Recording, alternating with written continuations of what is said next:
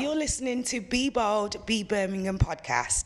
We are here to dance to the beat of Brum's drum, to sing the soul of our city. Now, Birmingham 2022 is just round the corner, and we are ready to show you the world what a vibrant, diverse, and exciting place Brum is. I'm Melzy J, a presenter from Birmingham, and my fellow adopted Brummie Ben. All right, Bab. Or, no, Ben, that wasn't it. Just a hello would have been fine. Hello, sorry, yes, professional mode. Anyway, let's not go through Birmingham slang with yourself, Ben. Let's get straight into our guests. We've got Pierro Zizzi in the building, and we've got Saima Razzaq. Now, Saima is Head of Diversity and Inclusion at Birmingham Pride. She works at Unmuted, a network for people of colour who identify as the LGBT community. She's also at Botel Birmingham, a non-for-profit that organises waterway access for people of colour in the city centre. And Pierro Zizzi is the guy behind Proud Baggies, West Brom LGBTQ. Now, he's also an organiser of Proud House Birmingham, but we'll talk a little bit about that later. How are you guys? Good, thank you. Thanks for having us. Great, thank you so much for having us. Yep, good to be here. So, Birmingham Pride, let's just get straight into it. Birmingham Pride was like one of the biggest Pride events in the UK. It was huge. Everybody was talking about it.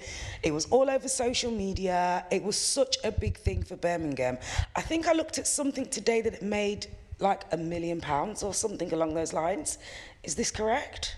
We can't confirm that, I don't know. Oh, try to get inside. Yeah, so the way Pride works is any profit made will go back into queer communities in Birmingham. Fantastic. Yeah. Amazing. Tell us a little bit about the event and kind of getting that together after COVID.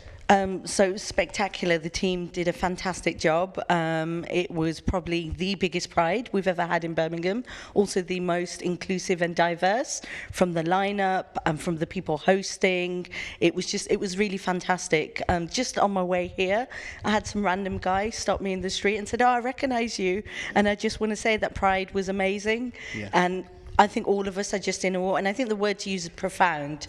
It was a really profound event. Especially after a year where it couldn't happen, right?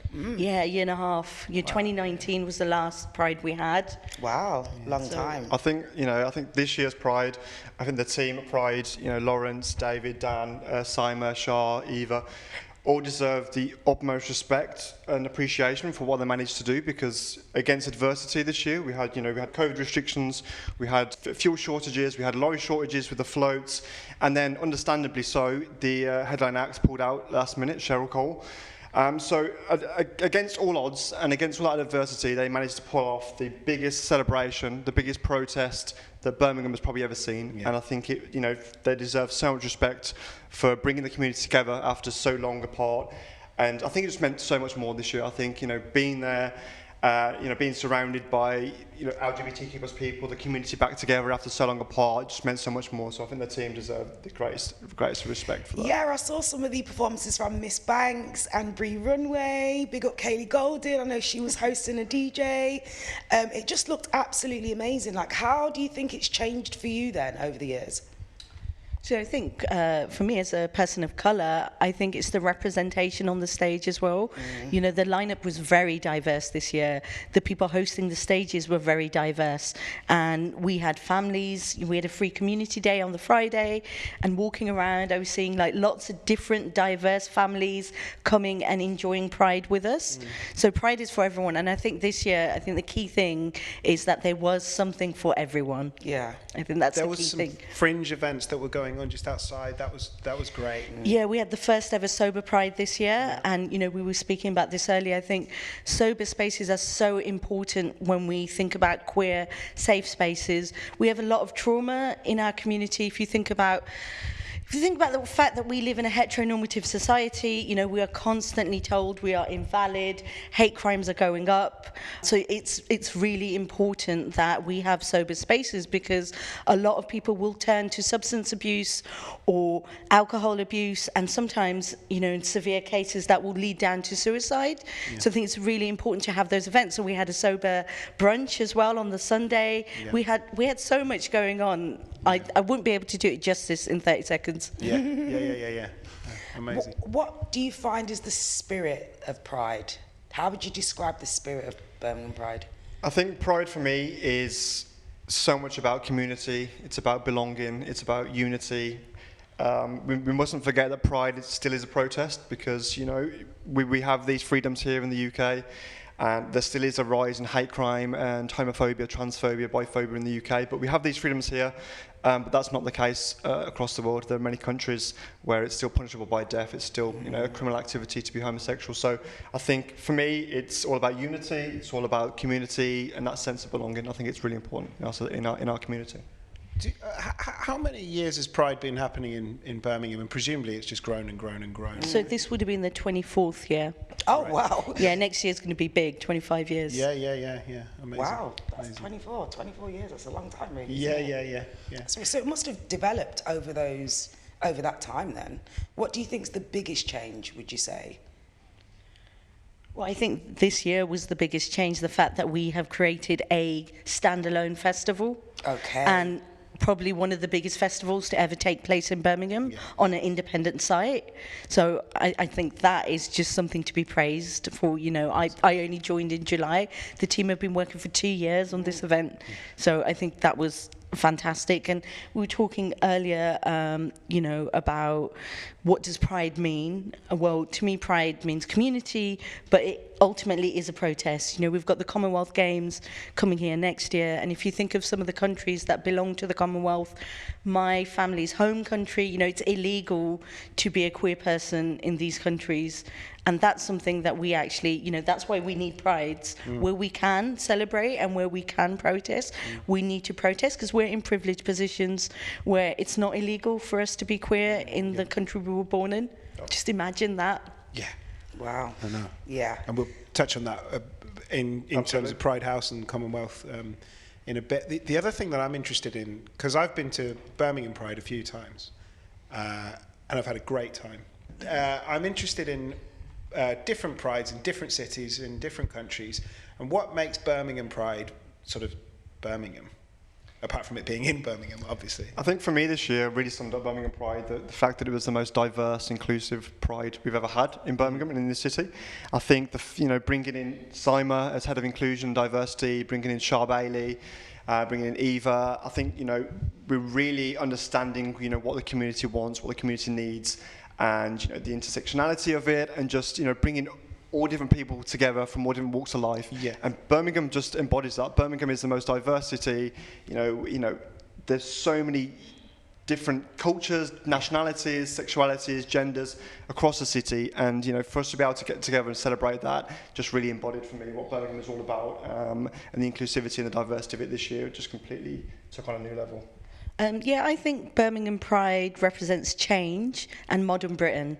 So if we think about 2019, this was the city that was plagued by anti-LGBTQI protests outside schools. Yeah. And then so this is the first Pride after that. And to have such a fantastic, spectacular event after a year of hate, a couple of years of hate, is a celebration in itself. I think that's important as well. Absolutely, yeah. But I think Birmingham Pride represents change, and what it represents is modern Britain, and the fact that Lawrence and Dave have brought in a paid team of diverse and inclusive talent is fantastic. No other Pride in the UK has done that. Lady Phil, who created UK Black Pride, she created that out of necessity, but Birmingham Pride, again, just like they did in 2019, are making history. Yeah. Because we haven't got this kind of representation in any of the other prides, not that I've seen anyway. That's incredible. Yeah. That's incredible. It's really amazing. I think what's quite interesting is, like, everybody's so different within the LGBT community. Like, everybody has a perception that a gay person's supposed to act or be like this, or they're supposed to dress and have these kind of mannerisms. And, you know, I find that everybody's very unique and individual. Why do you think diversity within LGBT is important? So I think as a queer community, we really need to understand diversity, because some of us are at the intersection of many different identities, and there's no kind of middle roundabout that you can stand on and say, hey, I'm just going to be on the fence here. You know, when the school protests were going on, for example, I had members from within my own community protesting outside schools, and then I'm on the other side thinking, oh, well, what's going on? And actually, of course, it's not everyone. You know, you can't blanket an entire community homophobes. It's society that are homophobic. But I think it's really important that as a queer community that we think about diversity, because in Britain and historically the queer community, and you'll agree with me on this, has predominantly catered to a cisgendered white queer male. And you know, in modern Britain, people have migrated here. My family migrated here. People have immigrated here. So it's really important now that the queer communities, the safe spaces and prides are reflective of modern Britain. And I think, again, that's another celebration for Birmingham. We're making history here.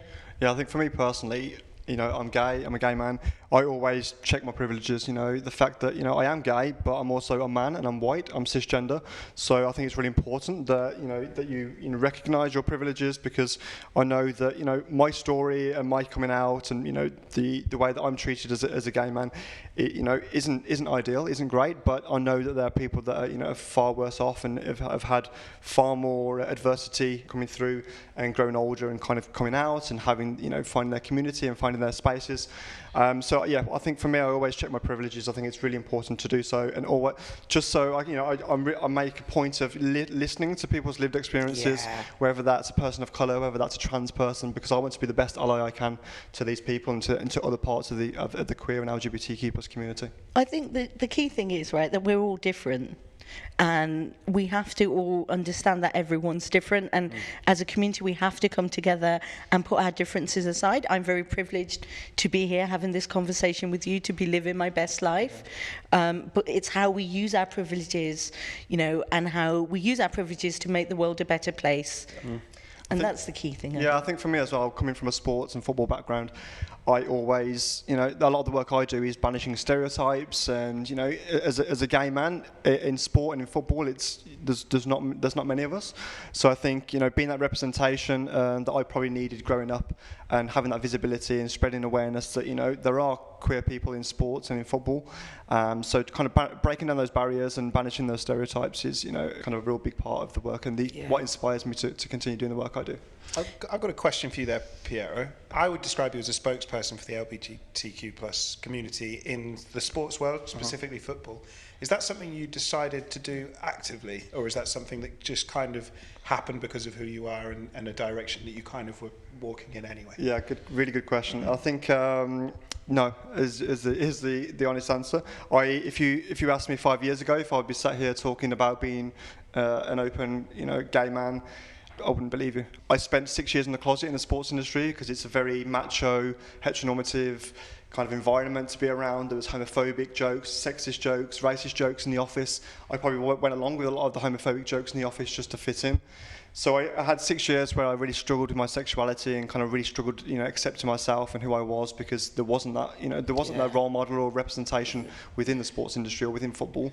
I almost turned away from the sports industry because I thought, you know, I can't be an out gay man and you know, live this double life. There's no place for me within this industry. So yeah, I never expected to be an advocate or to be, you know, a spokesperson for the LGBTQ+ community.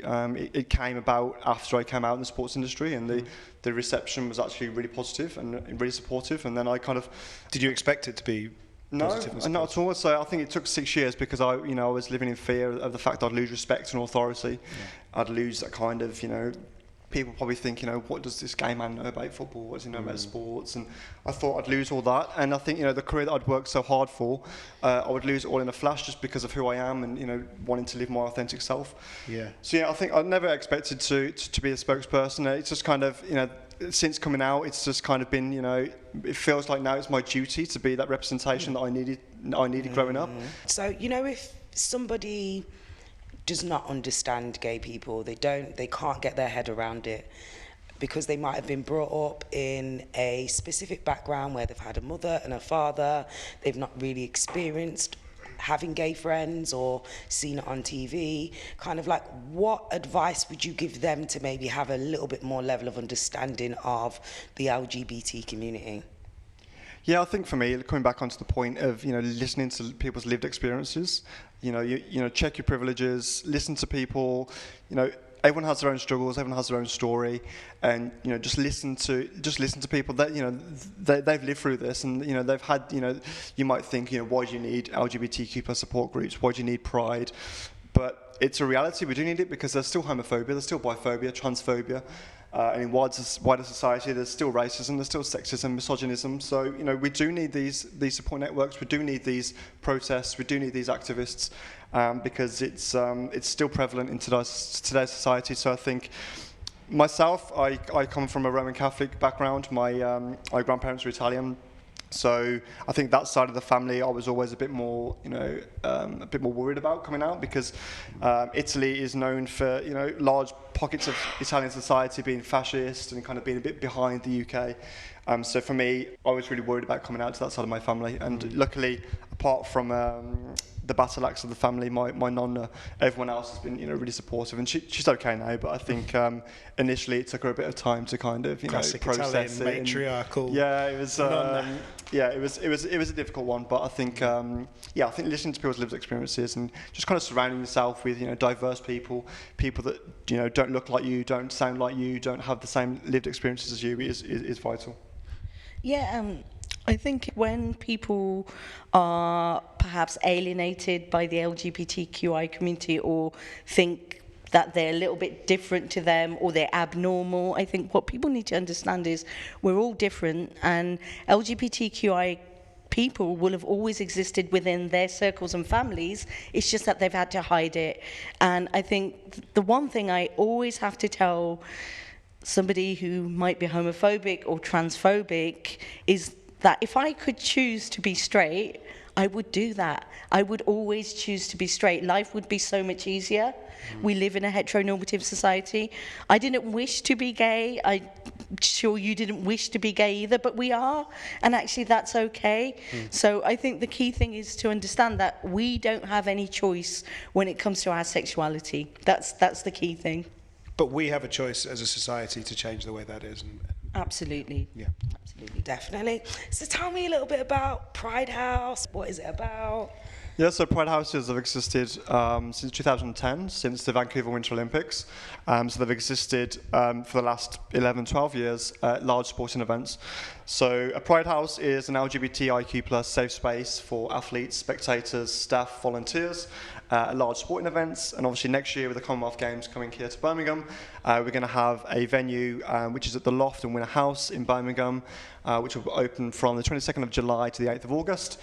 So during the Commonwealth Games, it's going to be a great space to welcome LGBTIQ plus athletes, spectators, staff, to watch the games, to kind of meet people, socialise, a bit of partying, educate yourself. We'll have panels, we'll have exhibitions, and it'll just be a great space, a safe space for people to come along and to feel part of, feel part of what's going on, because traditionally LGBTIQ plus people have a very, I'd say, fragmented kind of relationship with sport and with sporting events. Obviously, growing up, a lot of LGBTIQ plus people feel really isolated and kind of turn away from sport because, it's, I guess, through school and PE, they're kind of turned away because it's it's very kind of stereotypical and stuff. So I think a lot of people are turned off by that.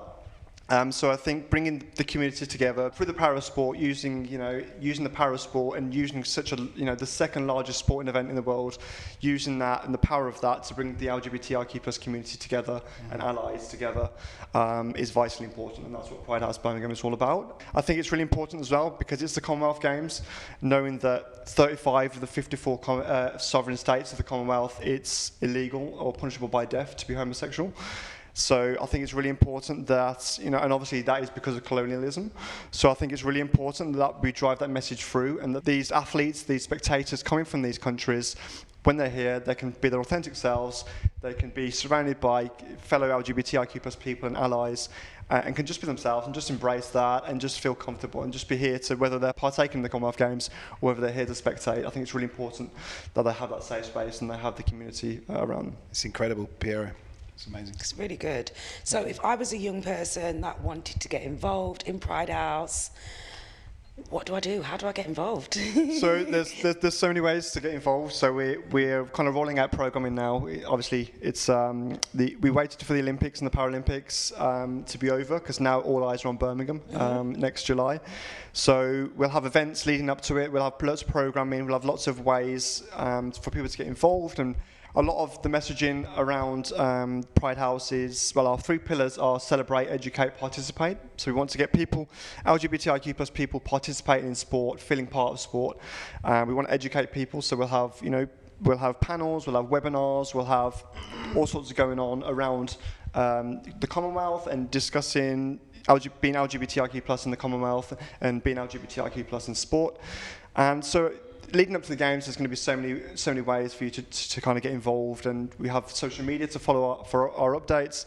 And then during the games, we'll need volunteers. So I think if people want to get involved, we'll open up our volunteer program, and we're hoping that we'll have lots of people coming along, lots of diverse, really inclusive environment to be in, and just hopefully lots of willing volunteers to be able to give a big Birmingham welcome to all the athletes and spectators coming to the city. That's awesome. So a lot of eyes are going to be on Birmingham next year. It seems exciting to me that is maybe Birmingham's opportunity to be seen as an ally city. Is that something that can happen? What do we need to do to be seen globally as an ally, supportive city?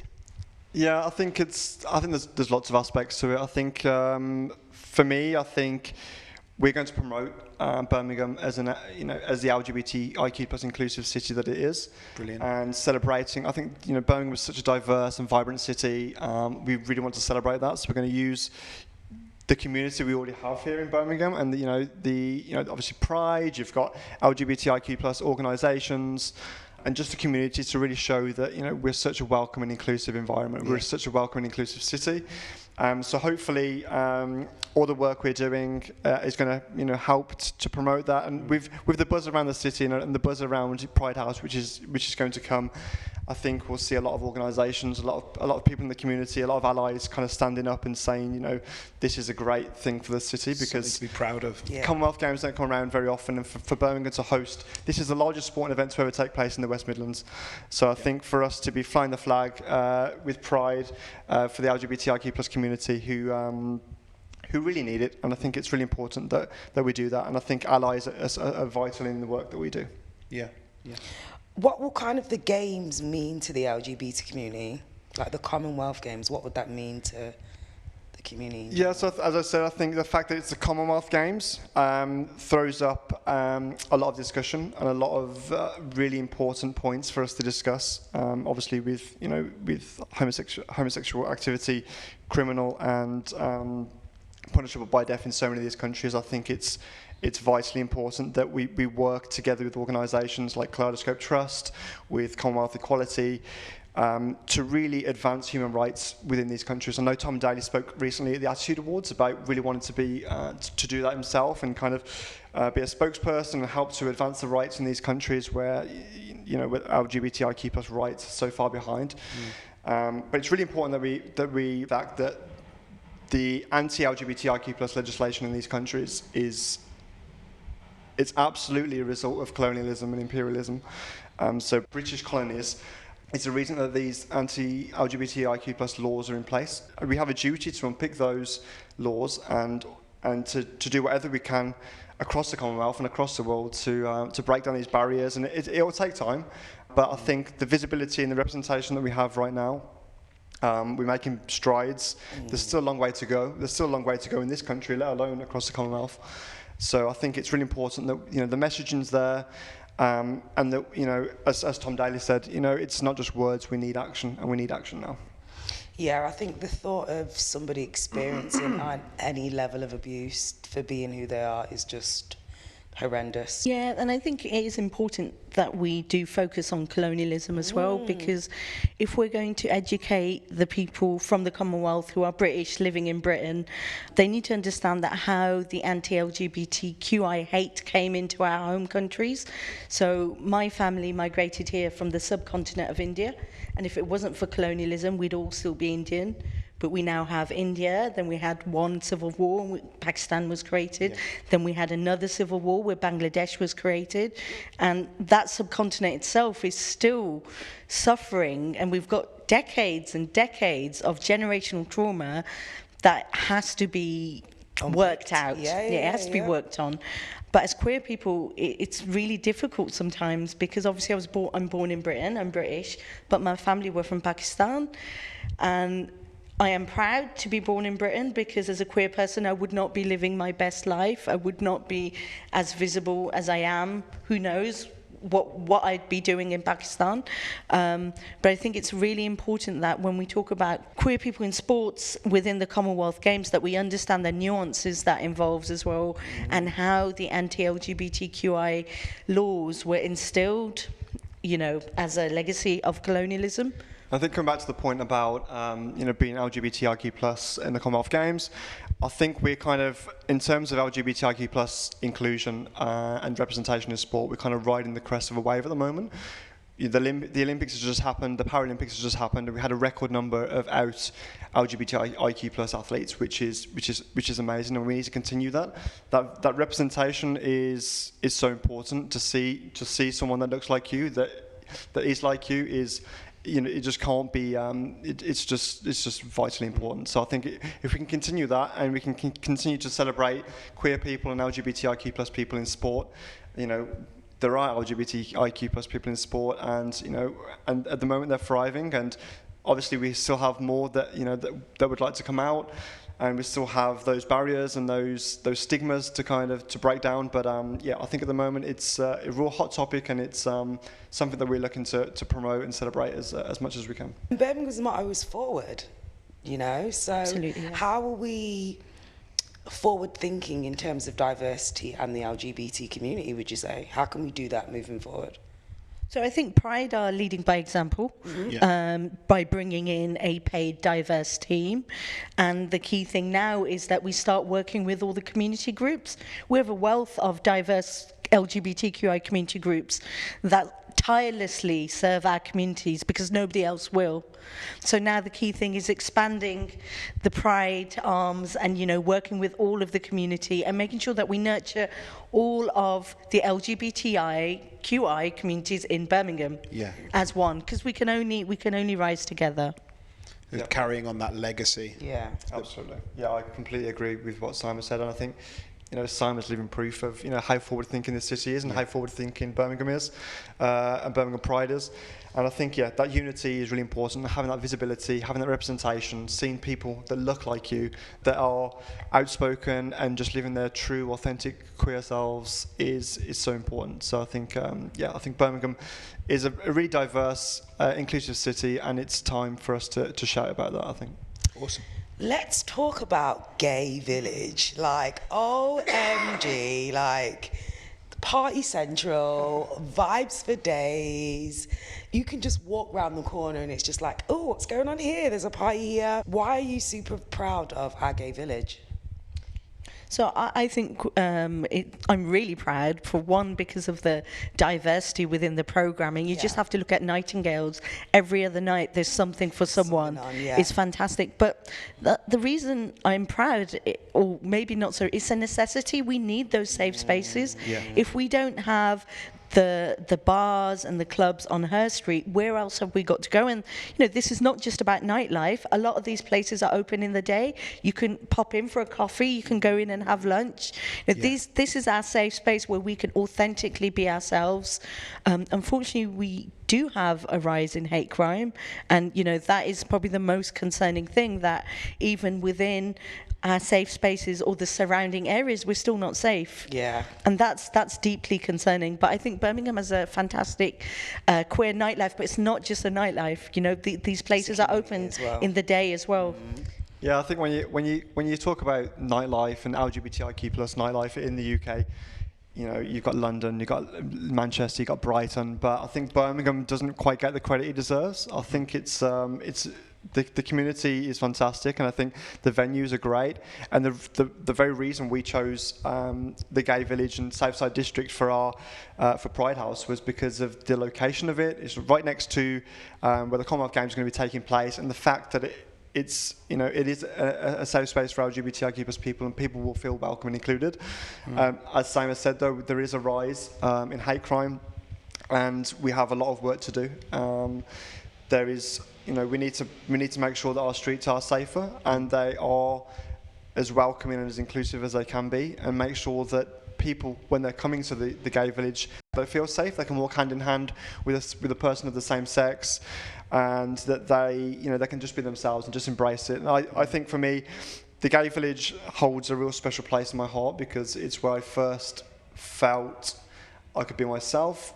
So I was 18. Sneaking out every Thursday and Saturday to go out, and with a banging headache on a Friday morning. I know, I'm like, college. You missed out Friday, just Thursday and Saturday. I did quite, to be fair, back then probably Thursday, Friday and Saturday. Okay then. Now it's like one Saturday every 4 months. Every 4 weeks. If I'm lucky. 3 days to recover. Yeah, exactly. I'm still recovering from Pride. So I think for me, it's a place where I really felt, I felt like it was home. I felt like I'd found my tribe. Just looking around at the diverse people around you, and it's getting more and more diverse, which is fantastic. But just feeling safe, feeling like you can be yourself, and having that belonging and that unity is. It's people. It's either a good vibe or a bad vibe. I can remember going to Loft because I saw a photo online of its roast dinner, which is amazing. But I went there with my girlfriend, and we sat down, and I was looking around, and I could not believe how many just different people were just like having a great time, but a chilled time. There was a table of fully made up drag queens just eating a roast dinner. There was a table, I think we were the only straight couple, and I remember that at one point there was a table of older people, all dressed in latex, just having a roast dinner. It was chill. Love it. And I was like, this is incredible. Where do you get that? It's incredible. Yeah, Loft is one of my favourite spaces. Yeah, it's amazing. And especially, like I said, in the day, you can go in, it's really chilled. That's it. There's a garden at the back. And it's not just, it's diverse. Yeah. It's not just queer people, everyone goes there. I must say, the food at Loft is amazing. It is, yeah. It is really good. You must try it.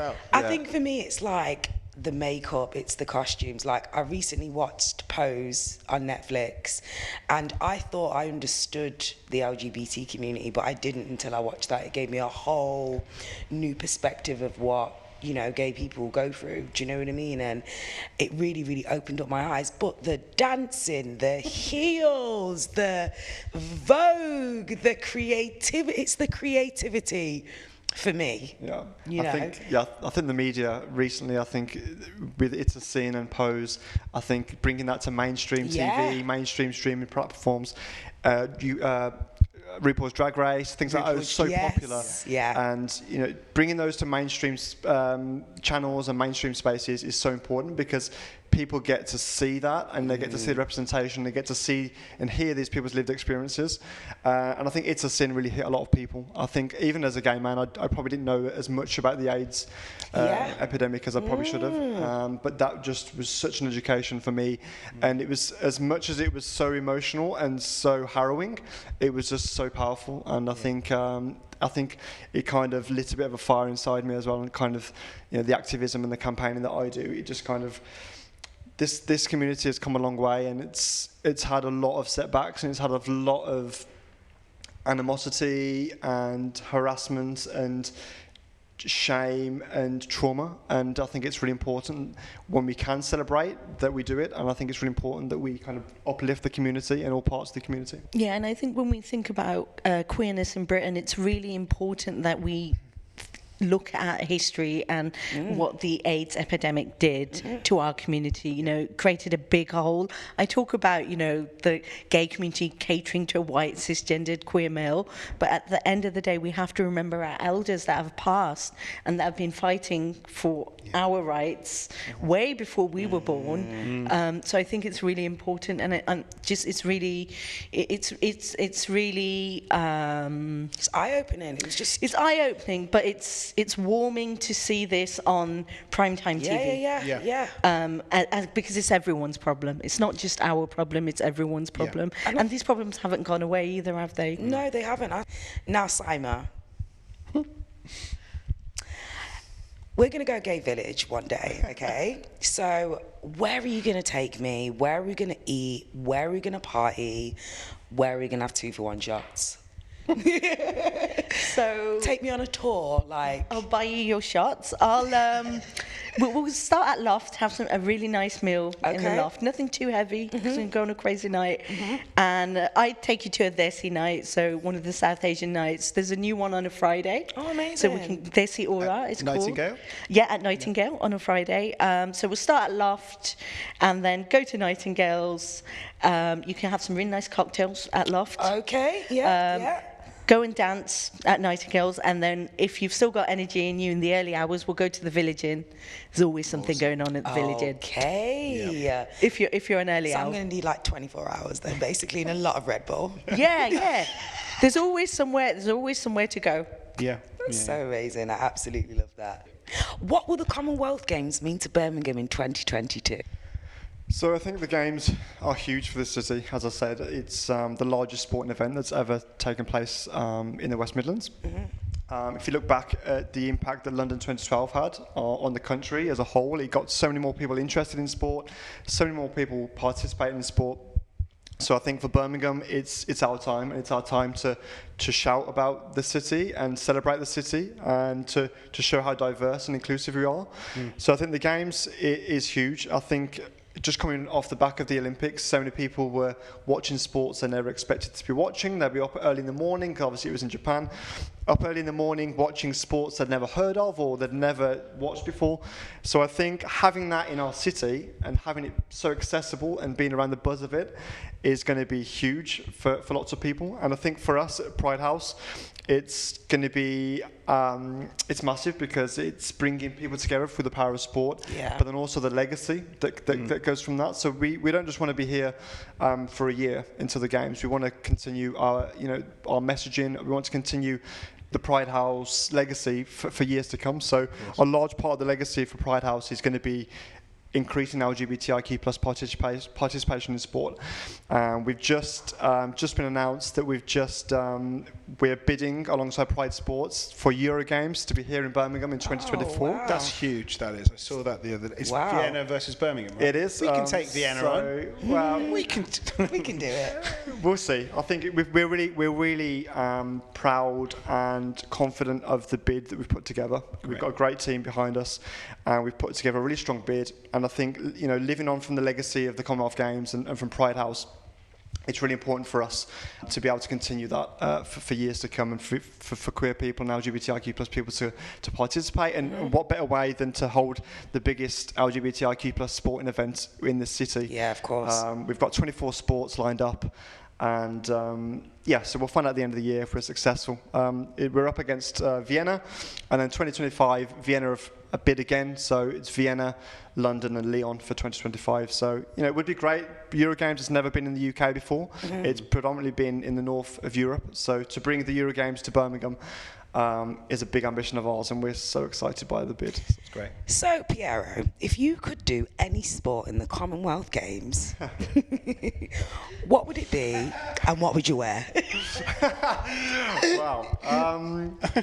So growing up, I was always played football. Obviously, football isn't part of the Commonwealth Games, so that rules that out. Oh, no, you can't choose that one then. So I was always pretty good at volleyball because of my height, and badminton. But I think... I can imagine you being a great archer. Do you think, with these arms? I'm not sure. I think basketball maybe because of my height, and it's this year We had 3x3 basketball for the first time, and obviously wheelchair basketball, and obviously more medals being awarded to women this year than ever before. Than any previous sporting events or Commonwealth Games. So I think, there's an array of sports that you would do. I prefer to be watching them and to be supporting the athletes that are participating, because I don't think I'm quite cut out to Pierro, you let me down. And what would I wear? We don't even want to know that. I don't want to know. What about yourself, Saima? If you could play any sport in the Commonwealth game, what would it be? So I used to play cricket when I was younger. Okay. And which is quite exciting. So there's going to be the first female cricket tournament as part of the Commonwealth Games in Birmingham. So I'm very much looking forward to that. But like Pierro, I'm happy to watch from the sidelines and cheer on. Just me and you then, Melzy. Oh, it's just I think we should host like a drag race. That'd be amazing. Wouldn't that be amazing? An actual race. Where you have to like literally put your clothes on as you're racing, and by the end, it's like voila. Maybe that's something for the Euro Games. See, come and call me for those ideas, Pierre. I've got all the ideas here. For the nails. Now, this is obviously Be Bold, Be Birmingham podcast, so we cannot end the podcast without asking one important question. What makes Birmingham bold? I think for me, it's coming back to a really recurring theme of this talk, and it's just the diversity and the inclusivity of the city. And I think we're just a real proud city. I think it's a very working class city, and I think the communities it serves are just so humble, but also so proud of the area, the people that come from it, the industry, everything that Birmingham represents. So I think, Birmingham is definitely bold for its diversity and its inclusivity, and that's something that I'm really proud of. Amazing. What about yourself, Saima? So I think Birmingham is a very bold city. We're probably one of the most diverse cities in the UK, and I think the thing that makes us bold is the fact that we always come together. So if something happens, something goes wrong, we always come together and we put it right. A bit like the school protests in 2019, the council and everyone in positions of power came together and we said, no, that's not our city. Our city is a city of equality. So I think, Birmingham will always be bold. I'm just proud to be a Brummie. That's amazing. That's great. Thanks so much for sharing everything so openly. Welcome. Thank you so much for having us. It's been so amazing having you guys on today. Please do check out Be Bold, Be Birmingham podcast. You can find us on the Birmingham City Council's feeds. Make sure you tell your nan, your mom, your dad, your boyfriend, your girlfriend. Cats, dogs, fish. Please go ahead and tell everybody, and we'll be back next week for another episode. Bye.